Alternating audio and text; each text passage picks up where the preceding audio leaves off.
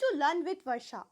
सो आज मैं आपको बताने वाली हूँ 5 टिप्स जिससे आप किसी भी गवर्नमेंट एग्जाम्स को क्रैक कर सकते हो।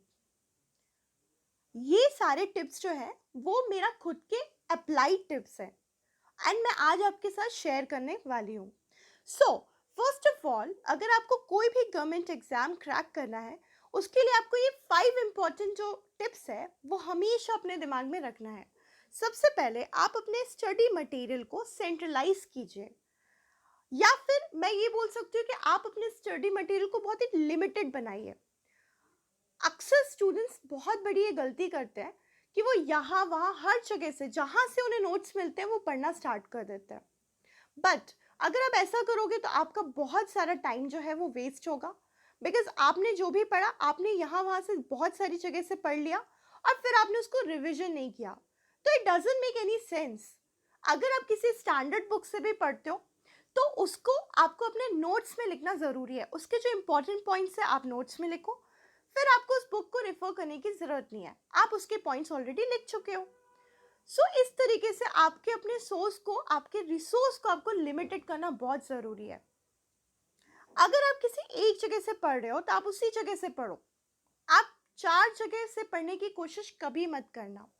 जो भी बच्चे, चाहे वो यूपीएससी के हो, चाहे वो रेलवे एग्जाम्स को क्रैक करना चाह रहे हो, जितने भी स्टूडेंट्स हैं उनमें सबसे बड़ा ये प्रॉब्लम होता है कि उनका जो माइंड होता है बहुत डिस्ट्रैक्टेड होता है।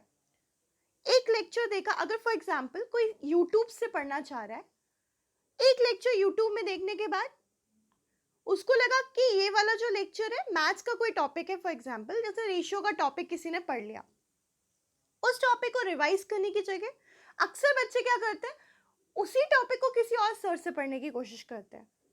बट ये बहुत बड़ी गलती है। इसी तरीके से आपको अपने रिसोर्सेज, आपको अपने स्टडी मटेरियल को भी बहुत ज़्यादा सेंट्रलाइज करने की ज़रूरत है। आप अगर किसी एक स्टडी मटेरियल से पढ़ रहे हो तो आप उसी से पढ़ो एंड मेक श्योर कि उसमें सारी इंपॉर्टेंट चीज़ें कवर अप हो। फिर बाद में आप जब दोबारा पढ़ो तो आपको यहाँ वहाँ रेफर करने की ज़रूरत ना हो। तो सबसे इंपॉर्टेंट टिप यही है कि आपको अपने रिसोर्स को लिमिट करना बहुत ज़रूरी है and make one resource only, not multiple. Okay, so second अगर हम बात करते हैं, सेकेंड होता है अगर आपको गवर्नमेंट एग्जाम क्रैक करना है ना, उसके लिए आपको आपको ये पता ही है कि आजकल जो क्वेश्चंस आ रहे हैं वो सिर्फ वन लाइनर नहीं होता है, उसमें बहुत सारे बेसिक कंसेप्ट्स, बहुत सारे जो हिडन डिटेल्स हैं वो भी पूछा जाता है। इसके लिए आपको क्या करना होगा, आपने कोई भी एक टॉपिक पढ़ा, फॉर एग्जाम्पल आपने आर्टिफिशियल इंटेलिजेंस के बारे में पढ़ा और आपने जहाँ से भी पढ़ा वहाँ पे आपको सिर्फ उसकी बेसिक चीज़ें बताई गई हैं, लेकिन आपके मन में क्यूरियोसिटी आना चाहिए कि एक्चुअली इसका इन्वेंशन कब हुआ, ये कौन से जनरेशन का है, ये किस जनरेशन में स्टार्ट हुआ था, it comes from 5th generation, so computer का कौन से जनरेशन से स्टार्ट हुआ। तो ये सारी चीज़ें आपके दिमाग में आना बहुत ज़रूरी है। अगर आप क्यूरियसिटी नहीं लाओगे अपने अंदर, आपको यही नहीं लगेगा कि भाई इसमें और भी चीज़ें हो सकती थी। फॉर एग्जांपल कोई यूनेस्को की साइट्स हैं, तो यूनेस्को के बारे में जब आप पढ़ रहे हो तो उसके साइट्स के बारे में तो आपने पढ़ लिया, लेकिन आपने ये नहीं पढ़ा कि यूनेस्को का फॉर्मेशन कब हुआ, यूनेस्को का हेडक्वार्टर कहाँ है, उसका डीजी कौन है। तो ये सारी चीज़ें बहुत इंपॉर्टेंट है। आपको अपने अंदर क्यूरियसिटी डेवलप बहुत इंपॉर्टेंट है, करना ज़रूरी है क्यूरियसिटी। थर्ड, आपको एक और चीज़ बहुत ज़रूरी है। अब आप क्यूरियसिटी तो ले आए, तो आपको अपने आंसर्स हमेशा तो टीचर्स या फिर बुक से नहीं मिल सकते, तो आप उसके लिए क्या करोगे, आप उसके लिए थोड़ा सा खुद सर्च करोगे। कहाँ सर्च करोगे, गूगल में सर्च करोगे, है ना। Google searching is very important.